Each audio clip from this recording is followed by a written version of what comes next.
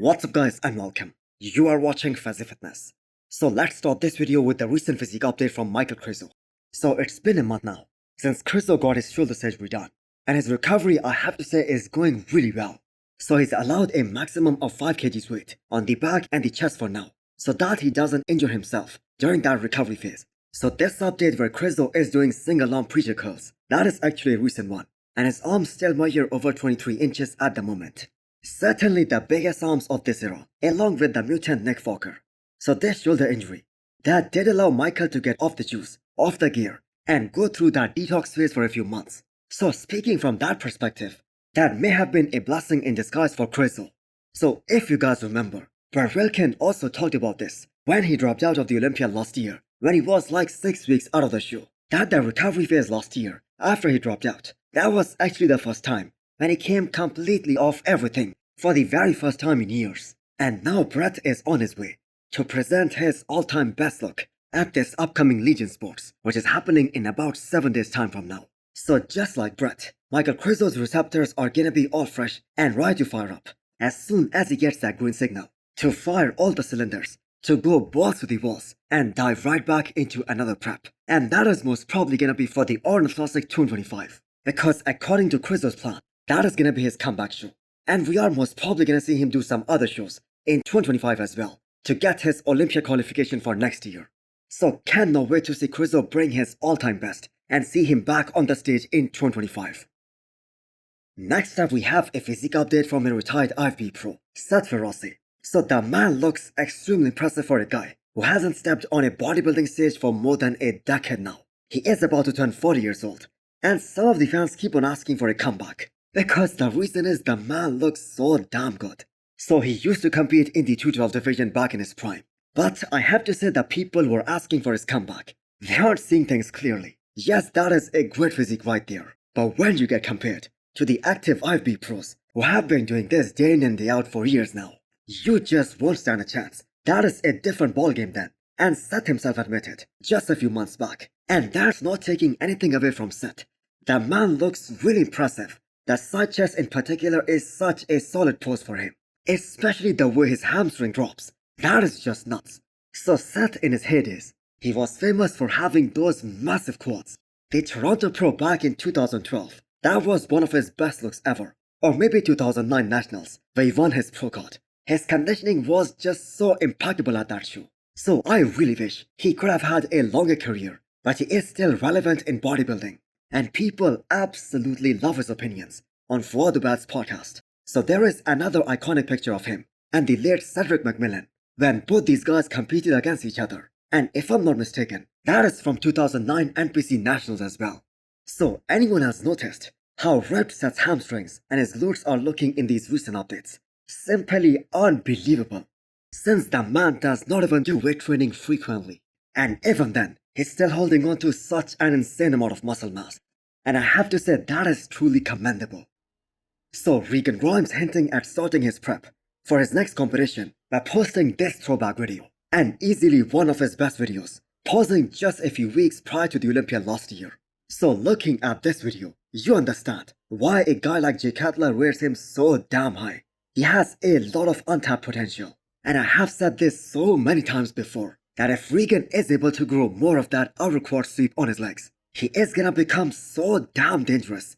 His overall physique is gonna become so much more aesthetic, because his structure is already very ideal, and that is gonna enhance his V-taper even more. He's gonna have more of that X-frame.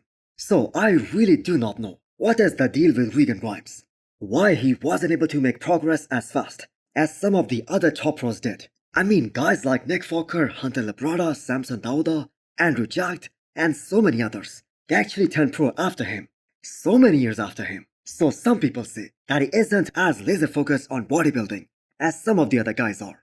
Because the thing is, Regan is also a very successful content creator, and is also a very well established guy, financially as well. I mean, just think about it for a second. Just a few years back, he was beating a guy like Samson Dauda, and that happened back in 2021, in the later stages of 2021.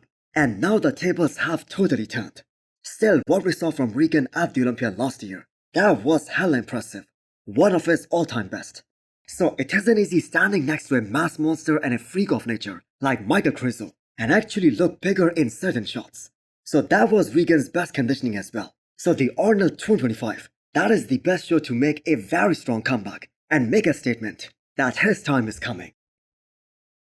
Next up is the 20 days out physique update from Keon Pearson. So his competition's only hope at this point is that Keon somehow misses his mark and he just doesn't show up at 100% at the Olympia this year.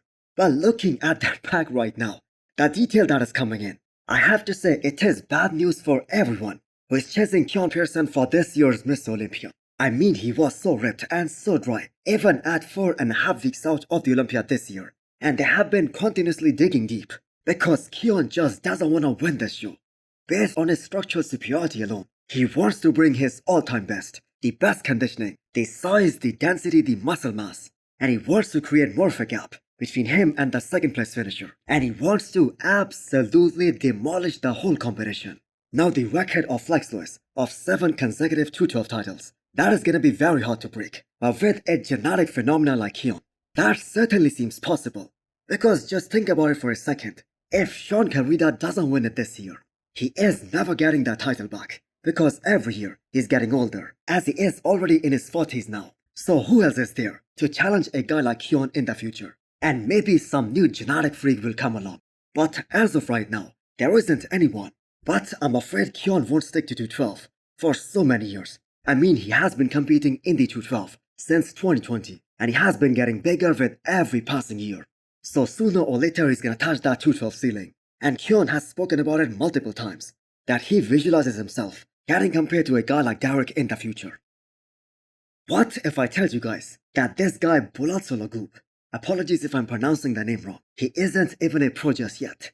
And the other shocking thing is that he weighs 215 pounds in these pictures, meaning he's gonna turn pro and compete in the 212 class. I mean, how the hell does this guy weigh 215 pounds? Because he looks 250 here. Well, this is another athlete who is working with Patrick Tour, and just looking at that conditioning, I think he is gonna be attempting to get his IV Pro card very soon.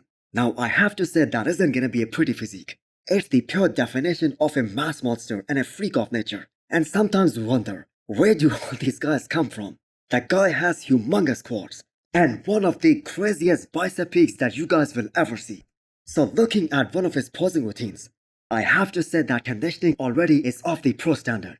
The hamstrings and the glutes are already ripped to shreds. So zero doubts that someone is gonna deny this guy, this freak of nature, his pro card. Because this might be one of the craziest looking amateur physiques on the earth right now. So Patrick Tour is gonna take his conditioning to a whole new level whenever he decides to step on stage.